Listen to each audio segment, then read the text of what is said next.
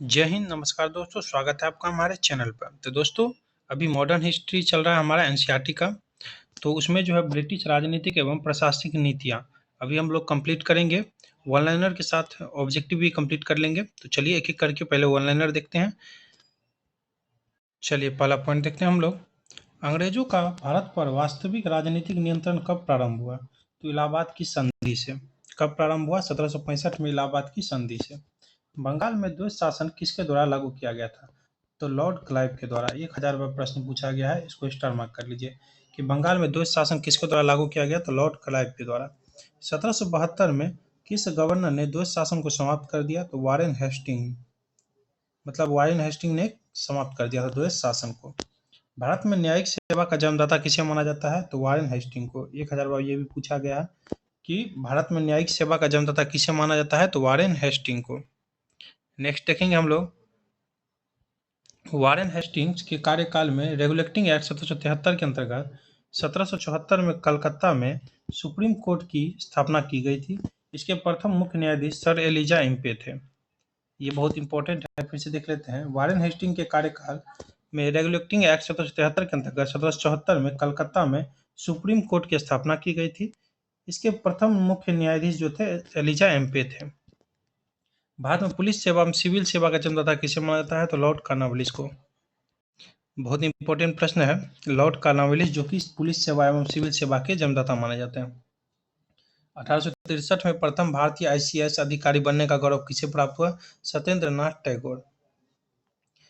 पूछे कि 1863 में प्रथम भारतीय आईसीएस अधिकारी बनने का गौरव किसे प्राप्त हुआ? सत्येंद्र नाथ टैगोर को। नेक्स्ट है ब्रिटिश भारत में लोक सेवा संबंधी आयोग। तो एचिंसन आयोग 1886 और इसके गवर्नर जनरल थे लॉर्ड डफरिन। इस्लिंगटन आयोग 1912, लॉर्ड हार्डिंग द्वितीय गवर्नर जनरल। ली आयोग के समय 1923 में लॉर्ड रीडिंग थे। चलिए आगे बढ़ते हैं हम लोग। भारत सरकार अधिनियम 1935 के अंतर्गत संघीय लोक सेवा के गठन का प्रावधान किस आयोग के सुझाव पर किया गया था? तो ली आयोग के द्वारा। ली आयोग ध्यान रखिएगा। आगे भूमि सुधार के उद्देश्य से भारत में अस्थायी बंदोबस्त प्रणाली किसके द्वारा लागू की गई? तो लॉर्ड कॉर्नवालिस। लॉर्ड कॉर्नवालिस के द्वारा भूमि सुधार के उद्देश्य से भारत में अस्थायी बंदोबस्त प्रणाली किसके द्वारा लागू की गई?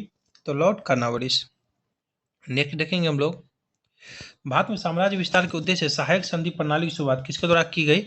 तो लॉर्ड वेलेस्ली के द्वारा। किनके द्वारा? लॉर्ड वेलेस्ली के द्वारा। सहायक संधि स्वीकार करने वाला प्रथम राज्य कौन था? तो हैदराबाद था, जो कि 1798 में स्वीकार कर लिया था। सहायक संधि स्वीकार करने वाला प्रथम राज्य तो हैदराबाद था। चलिए नेक्स्ट है और बहुत इंपॉर्टेंट कि व्यवगत का सिद्धांत यानी हड़प नीति को किसके द्वारा लागू किया गया था? तो लॉर्ड डलहौजी। कई बार प्रश्न पूछा गया है, आप लोग को पता भी होगा कि व्यवगत का सिद्धांत कहिए या राज्य हड़प नीति कहिए, को किसके द्वारा लागू किया गया था? तो लॉर्ड डलहौजी के द्वारा। चलिए आगे देखेंगे। राज्य हड़प नीति में कहा गया है कि ऐसे राज्य जिनका निर्माण अंग्रेजों के सहायक से हुआ है उन्हें राज्य का उत्तराधिकारी के लिए गोद लेने का अधिकार प्राप्त नहीं होगा। किस रिपोर्ट के आधार पर डलहौजी ने अवध का अधिग्रहण किया? तो आउटरम रिपोर्ट। आउटरम रिपोर्ट के आधार पर व्यवगत सिद्धांत के अंतर्गत अधिगृहित किए गए राज्य सतारा, जेतपुर, संबलपुर, बघाट, उदयपुर, झांसी, नागपुर, अवध 1856 में। ये भी ध्यान रखिएगा। चलिए, चतुराईपूर्ण निष्क्रियता की नीति किससे संबंधित है? तो जॉन लॉरेंस। पूछे चतुराईपूर्ण निष्क्रियता की नीति किससे संबंधित है? तो जॉन लॉरेंस। किस गवर्नर जनरल के कार्यकाल में भारत पर ईस्ट इंडिया कंपनी का शासन समाप्त हो गया? तो लॉर्ड कैनिंग। ध्यान रखिएगा, किस गवर्नर जनरल के कार्यकाल में भारत पर ईस्ट इंडिया कंपनी शासन समाप्त हो गया? तो लॉर्ड कैनिंग। वर्ष 1861 में भारतीय दंड संहिता किसके कार्यकाल में निर्मित की गई? तो लॉर्ड कैनिंग। लॉर्ड कैनिंग के कार्यकाल में। चलिए आगे बढ़ते हैं हम लोग। राज उपाधि अधिनियम 1876 पारित करके महारानी विक्टोरिया को केसरी हिंद की उपाधि प्रदान की गई। लॉर्ड लिटन के कार्यकाल में किस अकाल आयोग का गठन किया गया? तो स्टेची आयोग, जो कि 1880 ईस्वी में भारत का प्रथम अकाल आयोग था। भारत में स्थायी स्वशासन का जनक किसे माना जाता है? तो लॉर्ड रिपन को। बहुत बार पूछा जाता है कि स्थानीय स्वशासन का जनक किसे माना जाता है? तो लॉर्ड रिपन को। बिहार दरोगा में बहुत पूछता है। ब्रिटिश काल में विभिन्न क्षेत्रों पर अधिकार। नेपाल 1816 में, जो कि लॉर्ड हेस्टिंग गवर्नर जनरल थे। सिंध 1843 में लॉर्ड एल्बनोर आपको गवर्नर जनरल थे। भूटान जो हो गया आपका 1865, इसमें लॉर्ड लॉरेंस थे। बर्मा 1885, लॉर्ड डफरिन थे। नीचे हमारा 1849 ईस्वी में ब्रिटिश शासन में पंजाब का विलय हुआ। उस समय डलहौजी जो है भारत का गवर्नर जनरल था। कब? 1848 से 1856 ईस्वी तक। चलिए अब सीधे ऑब्जेक्टिव पर चलते हैं। चलिए अब ऑब्जेक्टिव से देखते हैं एक एक करके। चलिए, हड़प नीति के अंतर्गत निम्न में से कौन से भारतीय राज्यों का विलय किया गया था? तो इसका जो राइट आंसर आ जाएगा हमारा झांसी, नागपुर व सतारा। ऑप्शन बी हो जाएगा राइट हमारा। नेक्स्ट क्वेश्चन है हमारा, रॉबर्ट क्लाइव यानी क्लाइव को बंगाल का गवर्नर बनाया गया, कब बनाया गया? इसका जो राइट आंसर आ जाएगा 1757 ईस्वी में। ऑप्शन बी हो जाएगा। सुरक्षा प्रकोष्ठ नीति संबंधित, तो ऑप्शन ए हो जाएगा हमारा वारेन हेस्टिंग से। किससे संबंधित है? तो वारेन हेस्टिंग से। बहुत इंपॉर्टेंट प्रश्न है। इनमें से किस वर्ष बंगाल में दासों के निर्यात को रोक दिया गया?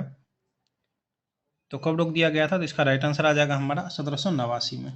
निम्नलिखित में से किस भारतीय को रॉबर्ट क्लाइव ने बिहार का नायब नियुक्त किया था? तो राइट आंसर आ जाएगा राजा सीताब राय। आगे हमारा निम्न में से कौन सुमेलित नहीं है? तो जो सुमेलित नहीं है वो डायरेक्ट आंसर कर लेते हैं हम लोग। ये लॉर्ड हेस्टिंग्स, द्वितीय आंग्ल मराठा युद्ध, ये सही नहीं है। बाकी कॉर्नवालिस स्थायी बंदोबस्त, वेलेजली सहायक संधि प्रणाली और लॉर्ड बेंटिंग 1829 17वां रेगुलेशन सही है। आगे हमारा कि तथाकथित कुशासन के आधार पर किस गवर्नर जनरल ने मैसूर राज्य के प्रशासन को ले लिया था? तो राइट आंसर आ जाएगा हमारा लॉर्ड विलियम बेंटिक ने। ऑप्शन सी हो जाएगा राइट हमारा। 8वां प्रश्न देखेंगे, अंग्रेजों को पेंशनर बनने वाला प्रथम मुगल बादशाह था? तो राइट आंसर आ जाएगा शाह आलम द्वितीय। Option A. किसके समय में कलकत्ता में प्रथम न्यायालय की स्थापना की गई थी? बहुत इंपॉर्टेंट प्रश्न है। तो राइट आंसर आ जाएगा हमारा वारेन हेस्टिंग। ऑप्शन डी हो जाएगा। बंगाल के किस गवर्नर जनरल के काल में ब्रिटिश इंडिया एक्ट पारित किया गया? तो राइट आंसर आ जाएगा हमारा ऑप्शन ए आ जाएगा वारेन हेस्टिंग। अंग्रेजों ने किस मराठा सरदार से राजपुर घाट की संधि की? तो राइट आंसर है इंदौर के होलकर से। ऑप्शन डी हो जाएगा। इलाहाबाद की द्वितीय संधि किनके मध्य हुई थी? तो ये जो है आपको शुजाउद्दौला एवं क्लाइव के मध्य हुई थी। अब एक को दो से सम्मिलित करना, युद्ध और अंग्रेजी सेना का नेतृत्व किसने किया था? तो चलिए मिलान कर लेते हैं हम लोग। प्रथम आंग्ल मैसूर युद्ध जनरल स्मिथ सेना का नेतृत्व किए थे। द्वितीय में तो जनरल आयरकूट, तृतीय में आपको मेजर जनरल मेडोज और चतुर्थ में आपको जनरल स्टुअर्ट। तो 1 2 3 4 सही हो जाएगा। ऑप्शन ए ही है हमारा। चलिए आगे बढ़ते हैं। 14 है हमारा, किस अधिनियम के तहत वारेन हेस्टिंग बंगाल के प्रथम गवर्नर जनरल बनाए गए? तो राइट आंसर रहेगा 1773 का रेगुलेटिंग एक्ट के द्वारा। चलिए आगे हमारा, टीपू सुल्तान तथा कॉर्नवालिस के बीच 1792 ईस्वी में श्रीरंगपट्टनम की संधि हुई। इसके तहत आपको जो है ब्रिटिश रेजिडेंट को श्रीरंगपट्टनम में स्थापित करना पड़ा। और भी इनमें से हो जाएगा हमारा, टीपू को अपना आधा राज्य अंग्रेजों को देना पड़ा। ये भी तो सही है, 2 तो सही है ही। और अपने 2 बेटों को बंधक स्वरूप अंग्रेजों के पास रखना स्वीकार करना पड़ा। ये भी सही है। 1 2 3 4 15 का सी हो जाएगा। चलिए आगे देखेंगे। 3 नहीं होगा, ये 3 वाला नहीं होगा, बस देख लीजिएगा। चलिए, भारत के किस गवर्नर जनरल के समय में सिंध का विलय अंग्रेजी राज्य में किया गया था? तो राइट आंसर आ जाएगा लॉर्ड एलम्ब्रो। निम्नलिखित में से कौन एक दिल्ली में नादिर शाह के सैन्य अभियान की सफलता के लिए संभव कारण नहीं था? तो राइट आंसर आ जाएगा हमारा आक्रमण सेना द्वारा बेहतर सैन्य प्रौद्योगिकी का प्रयोग। ऑप्शन डी हो जाएगा। आगे निम्नलिखित में से कौन एक मुगल सम्राट द्वारा नियुक्त बंगाल का अंतिम गवर्नर था? तो 18 का जो राइट आंसर आ जाएगा मुर्शिद कुली खां। ऑप्शन डी हो जाएगा।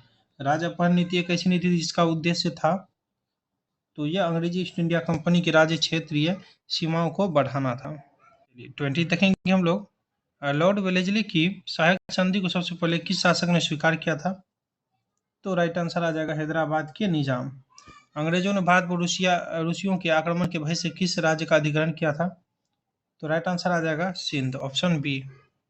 ब्रिटिश काल में किन प्रांतों को प्रेसिडेंसी कहा जाता था? तो राइट आंसर आ जाएगा हमारा बंगाल और बंबई को। चलिए, निम्न से किसने विलय की नीति नियोजित एवं क्रियान्वित की? तो 23 का राइट आंसर है हमारा option C Lord Dalhousie. Lord Dalhousie के राज्य विलय सिद्धांत का सर्वप्रथम शिकार कौन सा राज्य बना? तो ये सतारा बन गया था। ऑप्शन सी हो जाएगा राइट हमारा। ब्रिटिश द्वारा किस भारतीय राज्य का अधिग्रहण कुशासन के आधार पर किया गया था? तो राइट आंसर है हमारा अवध। Option B. बेगम समरू ने एक अति प्रसिद्ध चर्च का निर्माण करवाया। तो इसका जो राइट आंसर आ जाएगा सरघना में। निम्नलिखित में से कौन ब्रिटिश भारत का एकमात्र यहूदी वायसराय था? तो Lord reading, option D Lord reading. चलिए वीडियो यहीं पर समाप्त होती है। वीडियो अच्छा लगे तो कम से कम एक दोस्तों से या एक ग्रुप में शेयर जरूर कीजिएगा। बाकी थैंक यू दोस्तों, wish you all the best.